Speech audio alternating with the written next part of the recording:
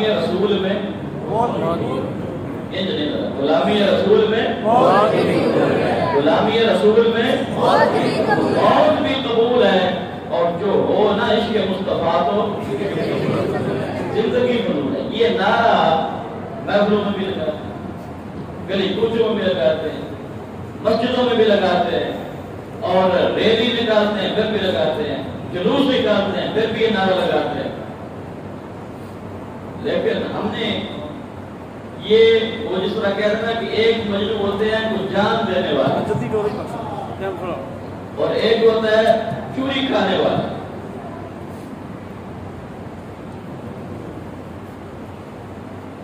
ایک چوری کھانے والے ہوتے ہیں اور کچھ جان دینے والے ہوتے ہیں۔ اللہ اکبر۔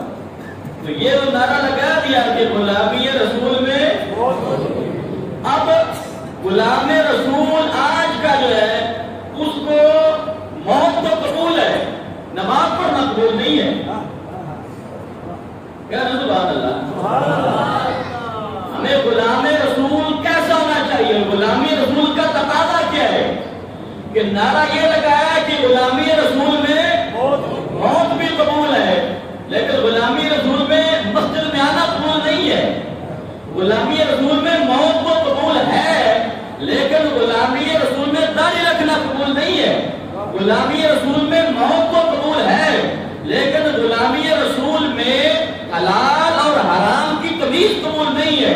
غلامی رسول میں آج کے غلام کو موت قبول ہے زبان سے کہہ دینا، لیکن والدین کا احترام قبول نہیں ہے۔ غلامی رسول میں مسجد کا احترام قبول نہیں ہے۔ ہم خالی نعرے لگانے والے، اسی لیے ہمارے اوپر بار بار اعتراضات بھی کیے جاتے ہیں کہ یہ سنی ہوتے ہیں، یہ نام کے یہ نعرے لگانے والے، اور جب اذان کا وقت ہوتا ہے وہ پھر وہ غلامی کدھر جاتی ہے؟ غلامی رسول میں موت قبول ہے لیکن قرآن پڑھنا قبول نہیں ہے۔ غلامی رسول میں موت قبول ہے لیکن قرآن کا ترجمہ پڑھنا قبول نہیں ہے۔ اور وہ آقا کریم صلی اللہ تعالی علیہ وآلہ وسلم جو نظام آپ لے کر آئے، جو قرآن آپ لے کر آئے، آج کے رسول کو نعرہ قبول ہے کہ نعرے میں موت قبول ہے، لیکن کیا ہے کہ نظام مصطفیٰ اپنے اوپر نازل کرنا بھی قبول نہیں ہے۔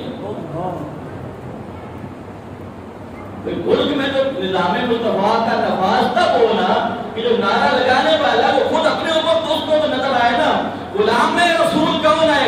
جب اس کو دیکھو تو پتا چل جائے کہ یہ تو حج کی رسول آ رہا ہے۔ بتانا نہ پڑے، شکل ایسی بنائیں، اعمال ایسے بنائیں، اور اپنا آپ ایسا بنائیں، آپ کو نہ بتانا پڑے۔ جو دیکھے نا وہ کہے یار دیکھو اس کے چہرے پہ کتنا نور ہے، اس کی اعمال کتنے اچھے ہیں، اس کی عادتیں کتنی پیاری ہیں، یہ ہے آقا کا غلام۔